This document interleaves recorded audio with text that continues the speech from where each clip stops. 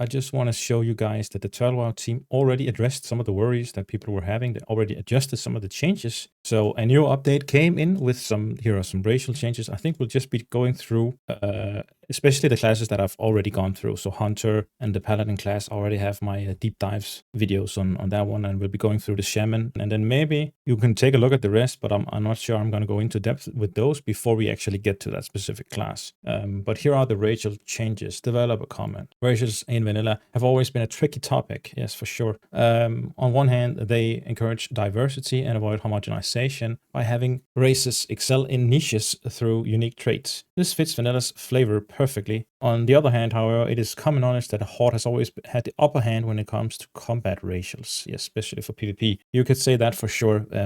But then again, with all of these changes that they're making, this might change it up completely. Yeah, our changes to these races sought to remedy this issue by keeping races unique and flavorful to their race while evening out the powerful of the outliers. That said, after extensive discussions and player feedback, we realized that some racials were hit too hard while others got a little less love than they deserve. Yeah, and that's when you come with this many changes all of a sudden, you're gonna get an uproar. If you came in with the changes slowly and actually read this exact comment from I think it was my Paladin video, the one from Onyxia, what's it called? This guy down here has a chance of firing off. I think, here it comes, I think they should have bought these changes very slowly while keeping an eye on the community feedback instead of going all out so suddenly while being so conservative in the past. And I think he hits the nail right on the head with this one. Basically because Turtle WoW is known for their very conservative changes to vanilla, and this is very much not that. So I can understand where people are coming from, especially when they're used to these very small, slow changes over time. Now we're getting a big patch and they're just throwing everything on its head. I don't think it is as bad as Season of Disaster for sure. I think this is much, much better. But I do agree that given that we haven't tried it out yet. But you can say that, you know, from 1.9 to 1.12, there was also some talent changes there. Basically, 1.12, the original vanilla, was actually a PvP balancing patch, mostly. So anyway, we're going off on a tangent. Back to the stuff here. Well, if the Forsaken duration reduced, and you're thinking, oh god, but don't worry, reduced from 4 to 3 seconds. The cooldown has also been increased, so it's a 2.5 minute cooldown. But before it couldn't be used while you were under crowd control. Now it can be used while you are under crowd control. I actually don't think this was the greatest offense. As many people have said, the war stomp was the worst part, and that's been brought back to a 2 second now. So, and I don't care about the 2.5 minutes. That's not a big problem. But as many people said, 1.5 second plus the cast time, you're not going to be able to get a heal off or anything. The 2 seconds is probably way more valuable having that, and then maybe a little bit greater cooldown on it. But still, I don't feel like Torrent's ratios were at any point overpowered. So any change to that, I have to agree with people. I don't really see the issue with Torrent ratios compared to Orc ratios. Orc ratios was probably the most oppressive. I still think it got hammered maybe a little bit too hard, because 15% reduction on a stun is not even a second off of a kidney shot, right? You need to go to 20% if you want to reduce a 5 second stun by 1 second. It's going to be interesting to see at the end how things affect PvP, and I think this, for the most part, is just PvP or orientated around PvP. So yeah, vengeance now only affect non-player humanoids. So this is the Forsaken vengeance, right? Yeah, this is the Forsaken, because so Forsaken got a nerf to the resistance, shadow resistance, but in turn they got another racial which would increase the damage done to undead, I think, and humanoids, if I remember correctly, but by 2%. But now it doesn't count for PvP, so it's not for PvP. Here's the thing, it's gonna get confusing. Like I don't mean to undermine, because I know the Turtle WoW team does a really hard job, but as soon as you have a lot of spells that says, okay, it does this in PvP and it does something else in PvE, this is fine, don't get me wrong, but I'm just trying to say that if you have too much of that, the game really starts to become unintuitive and not easy to understand. So especially, I think something like this, it needs to be like when you hover over your racial, it needs to say this. It needs to say that it doesn't count on PvP. Yeah. So you don't take this into account when you choose your race. because basically that would be this is in a way a nerf. So yeah, Blood Fury attack power bonus increased from 100% of your level to 200% of your level, no longer part of the global cooldown. So actually you can macro this and cast your trinket and your Blood Fury pretty much in one button press. So you get that extra burst. And I hope this, because it still just says attack power. It doesn't say anything about ranged attack power, but it also doesn't say anything about melee attack power. And I think the old one said melee attack power, and now it just says attack power. So I think it counts as both ranged and melee attack power, melee attack power. So, and it's seen a buff as well. So that's very nice. Very nice. 200% of your level, so meaning 120 attack power. That's at least better than 60.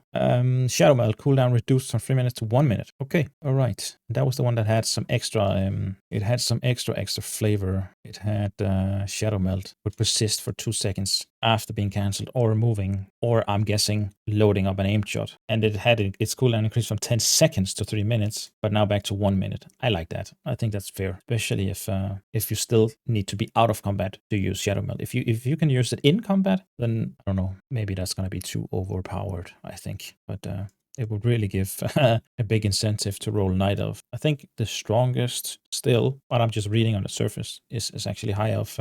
This one, especially for rogues, like 50 energy. It seems like a lot. I know it's over 5 seconds, but just how the rogue works in terms of how beneficial 50 energy is for the rogue, I'd say it's way more beneficial than 10% mana. Of course, it depends on your resource and how much you have left, but I can easily see this being used while the target is under a stun, and then now you're getting so much more energy that you can actually push out a decent amount of extra damage, or even get some more stun lock in that you wouldn't be able to. But I like it. It's not that I don't like it. I like it. It's fine. War Stomp being changed. Yes, that's good. Exit strategy no longer slows the user after sprinting, which is nice because that's kind of counterintuitive. I think a lot of people were also complaining about Goblin, saying that they didn't fix Goblin's problems, but I don't know what they were referring to. Maybe it was this, and now it's been fixed. So this is already what I was talking about in my previous video. You would never see this from Blizzard. They would just go, here's the PTR, give us your feedback. Oh, by the way, we don't care about your feedback. Just put it in the game. Like that's how Blizzard does it. And this just again shows why we need to have confidence in the Turtle WoW team, because they are listening, they are reacting. And this is just what I love about them. Like they are responsive to the community. They are considering people's feedback. That is very, very nice. So props to you guys on Turtle WoW if you are watching. Very good job. Point clip reduced cooldown from 6 to 3 seconds. It's again still tough. You can't spam it, but I don't know. Maybe give Hunter something else then, because we only really have Trap and Wing Clip, and then you need to talent in to get Trap out of combat, which is I think a little bit too overpowered. Or you could go with Scatter Shot, but it's just cooldown. Maybe remove the cooldown with traps. Again, I would love to see still something done with Arcane Shot. I know it's a lot to ask for to completely skip all of the Steady Shot thing. Probably not going to happen in this patch, but I would love to see synergy with the other spells or abilities that Hunter has. So there's so many spells that are just left there collecting dust, not usable. They did address Mongoose Bite, which is great. But in terms of Wing Clip and the cooldown on Wing Clip, I think Warrior got the same problem. I don't know much about Warrior, but I think that it's a really hard line to walk, trying to rebalance PvP, because it's in vanilla PvP is in a special place where a lot of people who are in the know and do understand that a very slight adjustment to spells will drastically affect how PvP plays out. And I think actually that many things in PvP on a high enough level, in a dual scenario, things are actually closely balanced.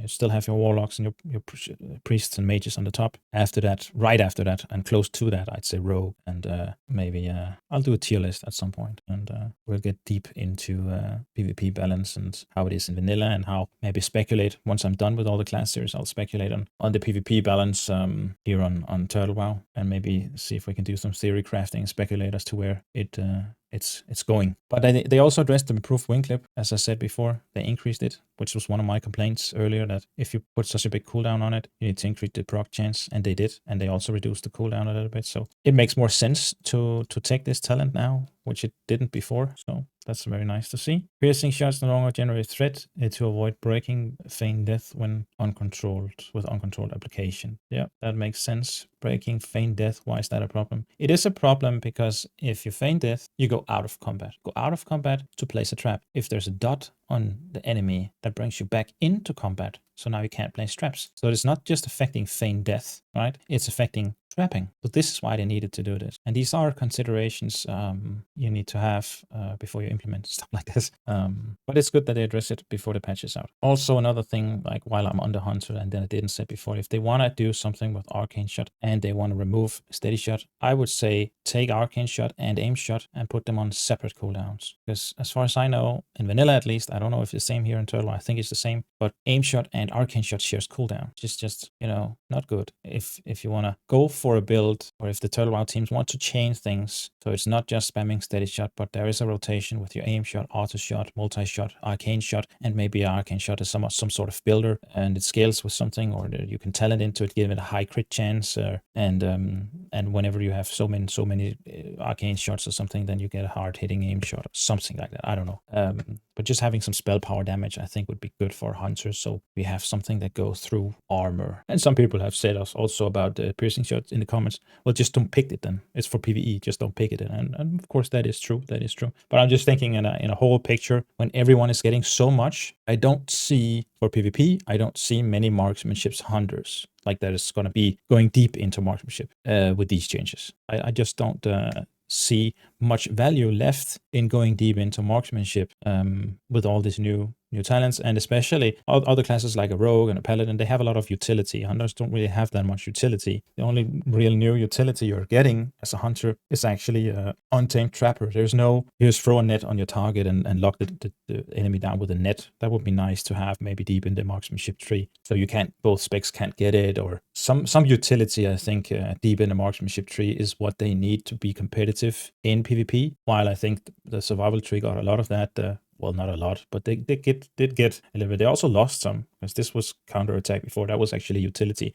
Now this is just basically just damage, right? Yeah, it's just more damage, not anything to do. They lost, overall Hunters lost utility with the cooldown on wing clip now. That's what I'm getting at. They lost some utility. They didn't really get any new utility, while everyone's getting stronger, maybe also with the same amount of utility. But I just feel like as soon as it gets to this point, it's going to be really, really tough for the Hunter to fight maybe in PvP. I don't know, but okay, Paladin, we already went over that. So here are the updated things. Shield of the Righteous cooldown increased from 3 minutes to 5 minutes. Damage reduction reduced from 40% to 30%. I don't like this necessarily. I think there are better ways to nerf the Paladin if you really want to nerf the Paladin. Shield of the Righteous. What?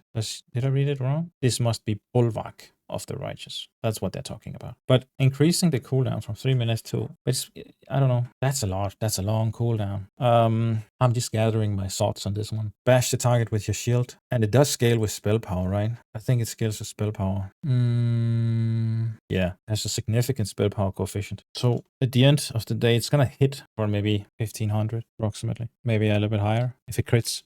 It's going to crit for that much. Maybe it's going to crit for 2000. So that's a lot of damage. I'd rather see that they nerf the damage. But that's mainly because I'm coming from a PvP mindset, where why have something that does damage on a 5-minute cooldown? That seems, maybe just remove the damage component completely. It is going to hit hard, right? It is your shock it in, but on a 5-minute cooldown, it's just going to feel bad having a damage spell on a 5-minute cooldown. So just remove the damage completely. Like, I'm coming from like, I love Paladins, so I'm not in the idea that we need to just nerf it to the ground, but I do think that even though as a Paladin player myself, I do think that Holy in PvP is going to be too strong. I like this sort of reckoning idea. I think that makes sense. For PvP, it seems maybe a little bit weak. But then again, do you really need this with all the extra stuff you're getting? You are getting so much other stuff that it's fine if this is just mostly a PvE talent. And if you have like 20 mobs hitting you, then this is gonna proc a ton, right? So this is gonna be a PvE talent, and I'm fine with that. I probably wouldn't pick this talent unless I'm raiding, because you're gonna have to have it for raids. Like, you're gonna have to have it on specific boss fights for sure. But if you're not raiding, that's my mindset. What would I pick this talent if I was not raiding? And the answer would be no. For sure, no. I would much rather have Holy Shock in that case. And maybe that's fine, you know, maybe that is perfectly fine to go that route. But I would rather see maybe the damage nerfed. So once every 3 minutes, you're going to one-shot somebody. Once every 5 minutes now. Maybe just nerf the damage and bring the cooldown back to 3 minutes. I don't know if that's still too overpowered in PvE. That's up for the devs to decide. I won't delve too much on that. Sacred Duty removed. That's the other part here. Sacred Duty. Was that here? I think it was. That was right here, wasn't it? 6% more stamina or something. Why was that? Was that really that bad? Was that really so overpowered? Yeah, it was right here. Sacred Duty. So apparently it was too much. Maybe people wouldn't pick it. I don't, here's the thing. I would love to see just more talents, like overall more choice. I like having a lot of choice. I don't like everyone running around with the same spec. I want like everything filled out. Four talents to choose from in the first row. And are we even talking about this one? Why this hasn't been changed at all? Is this still as weak as it usually is? I think this is just really a bad talent. Overall a bad talent. Maybe they could do something with this. Lightning Shield now guaranteed to land. This also affects the empowered version, triggering by lightning strike. And I don't know if this update was put into or edited into the original post here, because now that I look at this right here, it's updated. Now this is 30% and a 5-minute cooldown, which it wasn't before. So maybe the changes are already updated in here, and I don't need to actually refer back to this post here. Nerfed Resto Shaman. No changes for nerfed Resto Shaman. I think they should roll it out. I just think that they should look back into it. I would love to see like the hardcore vanilla talents, the old talents. I don't like that. Maybe they have gone a little bit too far. I don't know. I don't think so. It just needs to be considered every avenue of the patch, every avenue, meaning like both PvE and PvP. Make sure everything is perfectly balanced. This was the same back in vanilla, back in the good old days, when we went from patch 1.6 to 1.7 to 1.8 and so on. People were complaining on the forums and saying, oh, this is overpowered. Now they're just used to it because they know how vanilla is. So now they know that, okay, it's fine that Warlock and Priest are the best PvP classes and Mage, because we're used to that. That's always been so. But really, it's a power shift now, and some other classes are gonna be maybe on top, and maybe that's fine. And then we'll adjust things accordingly. Like whenever they see how things play out in the real world of Warcraft, then they will adjust things, right? Then I have a lot of confidence in that. I don't have that in Blizzard. And I think maybe people are too used to Blizzard being in charge and them complaining on the forums, and it's not changing anything. And once it's rolled out, like on a Blizzard server, once the patch is out, that's just it. There's nothing to do anymore. Remember, these guys are not Blizzard. They'll change it. Just straight away, completely remove an ability if they deem that it's unfit. So I'm not so worried that things in the beginning here might seem out of hand, and then they'll roll back some things and change some other things. I still am really hyped and interested in seeing a lot of changes made to the original talent trees, and especially when it comes to adding more talents, right? That is especially what I love to see. Anyway, thanks for watching, guys. That's it for this video. Like and subscribe, and stay tuned for my next video where we'll be covering the Shaman. And here's a little trailer, the nice intro that I've been working on. I hope you'll enjoy it. And in today's video, we'll be taking a closer look at the Shaman here on Turtle WoW.